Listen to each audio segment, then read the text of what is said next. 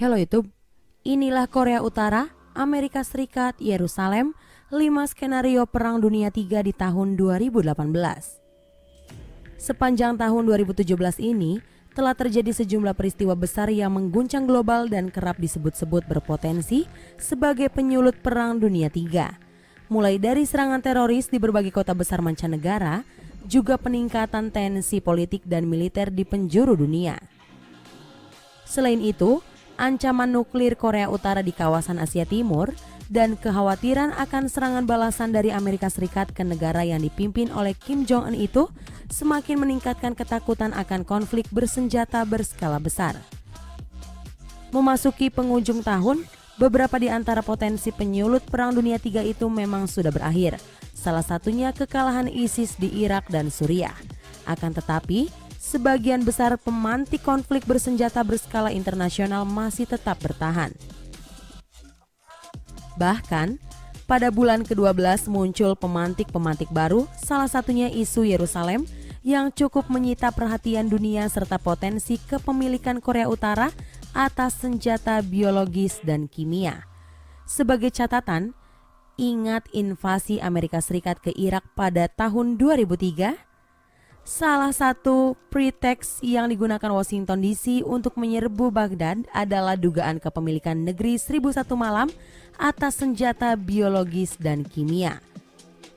Dan mungkin saja, memasuki tahun 2018 ini, sebagian orang mulai mengkhawatirkan mengenai ancaman Perang Dunia III yang seakan nampak semakin nyata.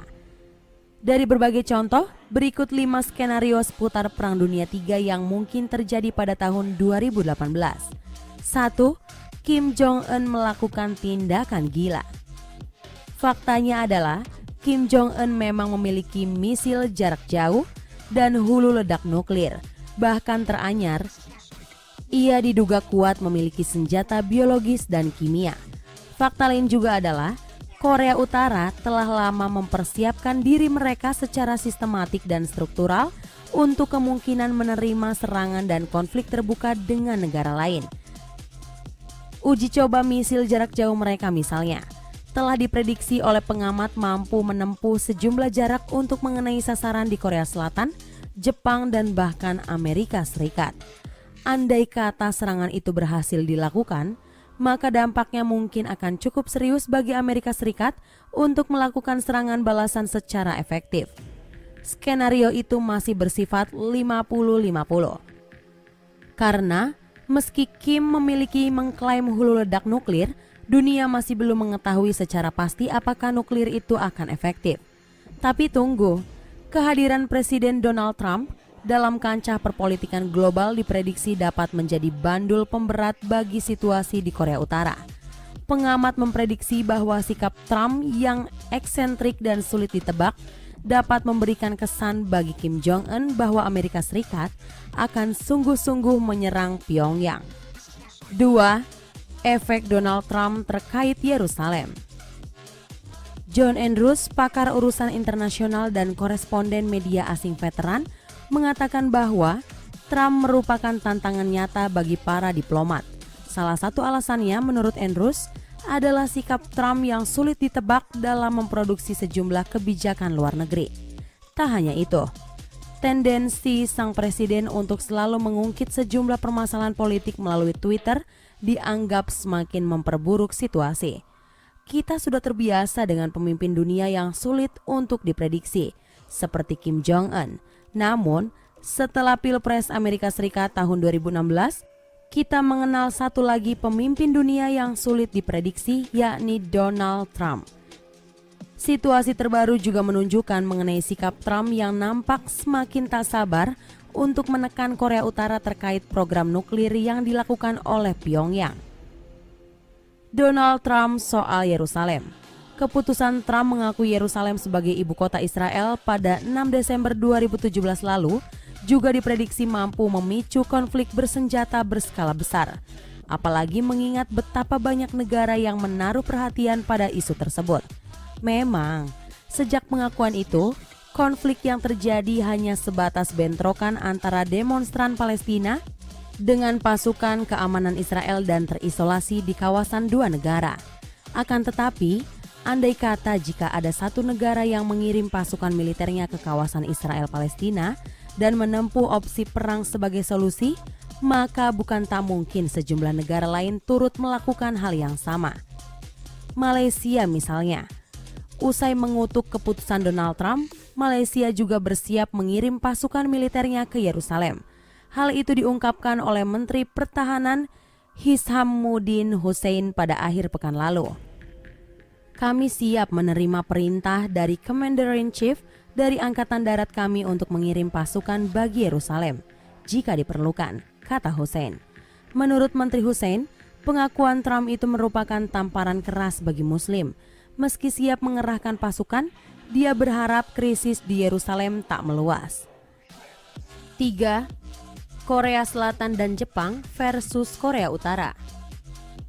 Secara teknis, Korea Selatan dan Utara merupakan negara yang masih dalam kondisi perang sejak Perang Korea Pecah pada tahun 1950 hingga 1953. 64 tahun kemudian, dua negara itu belum menandatangani perjanjian damai baru gencatan senjata. Muncullah Demilitarized Zone atau DMZ pada perbatasan kedua negara. Tensi militer pada perbatasan itu cukup tinggi dan seringkali diprovokasi oleh Korea Utara, seperti penanaman ranjau yang melukai tentara Korea Selatan, penenggelaman kapal Korea Selatan di wilayah perairan DMZ, dan pencatutan pulau Korea Selatan oleh Korea Utara. Jeffrey Lewis, Direktur East Asia Non-Proliferation Program dari Middlebury Institute of International Studies Lewis menilai, skenario buruk dapat terjadi apabila Korea Selatan melakukan provokasi balasan. Negeri ginseng dilaporkan memiliki sejumlah misil kendali jarak jauh yang khusus ditujukan untuk menyerang Kim Jong-un. Namun, serangan balasan berupa hantaman nuklir dari Kim juga ditakutkan oleh Korea Selatan. Maka kata Louis, hanya menunggu waktu hingga Korea Utara melakukan provokasi yang kelewat batas dan Korea Selatan telah habis kesabaran. Partisipasi Jepang. Negeri Sakura cenderung diam pada tensi militer di semenanjung Korea yang tak berada jauh dari wilayahnya.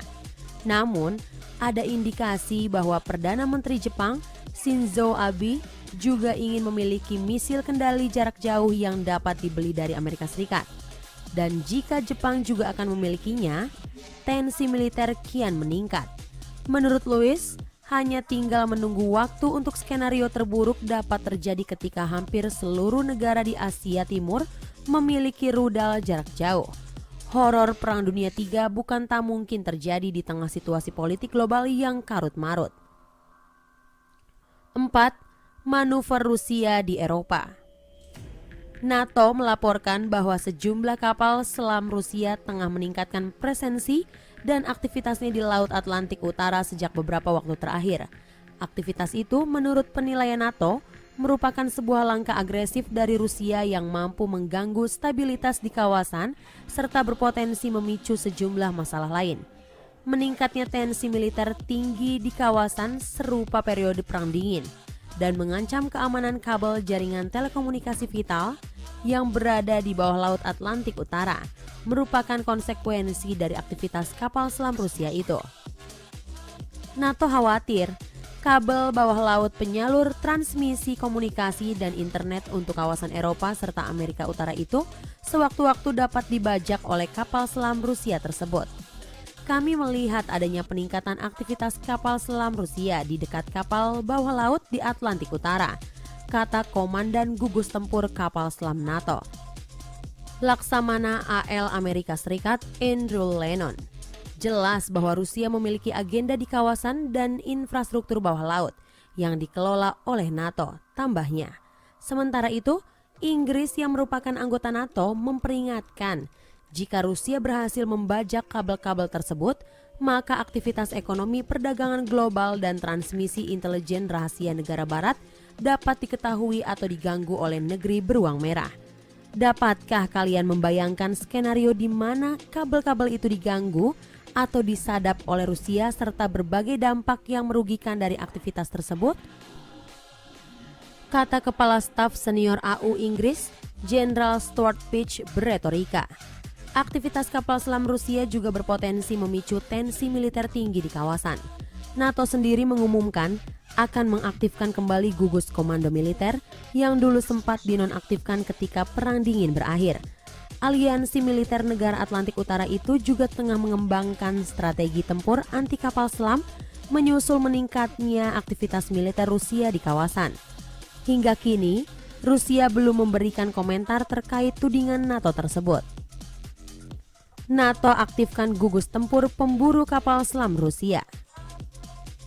Awal tahun lalu, Rusia memang mengakui bahwa mereka tengah meningkatkan aktivitas kemaritimannya, terkhusus dalam aspek kapal selam.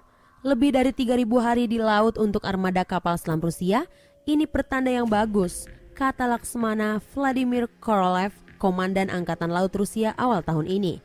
Ia melanjutkan bahwa intensitas aktivitas itu merupakan titik tertinggi yang pernah dilakukan oleh Rusia, terhitung sejak berakhirnya Perang Dingin. Aktivitas itu memicu NATO mengaktifkan kembali gugus tempur pemburu kapal selam yang sebelumnya sempat dipensiunkan pada akhir Perang Dingin. Amerika Serikat sebagai salah satu anggota NATO adalah negara yang intens berpartisipasi dalam revitalisasi gugus tempur pemburu kapal selam itu. Dalam beberapa bulan terakhir, Angkatan Laut Amerika Serikat telah menerbangkan pesawat anti kapal selam di wilayah di mana Rusia diketahui mengoperasikan alutsistanya. Pada hari Kamis pekan lalu misalnya, salah satu pesawat Amerika Serikat meluncur dari pangkalan Angkatan Laut Sigonella di Sisilia, Italia, demi menegaskan presensi mereka di Laut Mediterania, salah satu kawasan NATO yang dilaporkan terjadi peningkatan presensi kapal selam Rusia. 5. Prediksi pemenang Perang Dunia III. Dipicu ketegangan di Korea Utara, sejumlah orang mengklaim konflik global atau Perang Dunia III bisa menjelang dalam waktu dekat. Jika itu sampai terjadi, akibatnya sungguh tak terbayangkan. Saat ini, satu senjata termonuklir yang bobotnya melebihi 1.000 kg punya daya ledak setara 1,2 juta ton TNT. Situasi semakin memburuk ketika hampir semua kekuatan tempur utama di dunia saat ini punya kekuatan destruktif. Diperkirakan ada sekitar 22.000 hulu ledak nuklir yang bisa memicu sebuah kepunahan massal di muka bumi jika digunakan secara bersamaan. Bom atom yang dijatuhkan Amerika Serikat ke Hiroshima dan Nagasaki adalah kejadian kali pertama dan terakhir senjata nuklir digunakan dalam perang. Sebuah kebijakan militer paling kontroversial secara moral, politis, dan historis. Meski demikian, fakta menunjukkan sejumlah negara terus memperbesar anggaran militer mereka untuk segala jenis persenjataan, dari yang kurang mengerikan hingga diam-diam mengembangkan senjata nuklir. Hingga kini, sulit untuk menentukan siapa pemenang perang yang belum terjadi. Namun secara kasat mata, Amerika Serikat diprediksi akan memenangi konflik terbuka, mengingat banyaknya aset militer yang dimiliki oleh negeri Paman Sam itu. Menurut The Sun, Amerika Serikat memiliki 187 jet tempur F-22 dan F-35, 14 kapal selam pembawa 280 rudal berhulu ledak nuklir, 4 kapal selam pembawa 154 misil Tomahawk, dan 54 kapal selam tempur bertenaga nuklir. Jumlah itu jauh lebih dikdaya jika dibandingkan dengan negara besar lain seperti Rusia dan Cina. Sampai tahun 2014, Amerika Serikat juga diduga mempunyai 7.300 senjata nuklir. Itu belum termasuk dukungan dari para sekutu Washington. Kini Rusia dilaporkan tengah mengembangkan 1 jet tempur siluman. Sedangkan untuk kapal selam, negeri beruang merah hanya memiliki 60 unit. Meski jumlah itu jauh lebih sedikit jika dibandingkan dengan yang dimiliki Presiden Trump, namun Moskow diduga memiliki sejumlah kapal selam dengan kemampuan siluman. Selain itu, untuk meningkatkan kapabilitas persenjataan nuklir, mantan seteru Amerika Serikat pada Perang Dingin tersebut dilaporkan tengah mengembangkan torpedo nuklir berbobot 100 megaton. Untuk senjata nuklir, negara pecahan Uni Soviet itu diperkirakan memiliki 8.000 senjata nuklir. Negeri tirai bambu juga tengah meningkatkan kapasitas alutsistanya. Cina sedang mengembangkan 4 jet dengan kemampuan siluman. Sementara itu, untuk kapal selam, negeri Tiongkok memiliki 5 unit bertenaga nuklir, 53 unit bertenaga diesel, dan 4 unit berhulu ledak nuklir. Saat ini Cina diduga memiliki 240 senjata nuklir. Masing-masing negara masih terus mengembangkan kapasitas alat tempurnya. Selain Amerika Serikat, Rusia dan Cina, sejumlah kekuatan dunia juga aktif mengembangkan sistem militernya. 6 negara tersebut seperti Inggris, Perancis, India, Pakistan, Korea Utara, dan Israel juga diam-diam diduga kuat mengembangkan nuklirnya, yang bukan untuk tujuan damai. Nah, itulah tadi beberapa informasi mengenai Korea Utara, Amerika Serikat, Yerusalem, 5 skenario Perang Dunia III di tahun 2018. Semoga informasi tadi dapat menambah wawasan Anda. Dan semoga saja Perang Dunia III benar-benar tidak akan pernah terjadi. Jangan lupa like, share, and subscribe ya.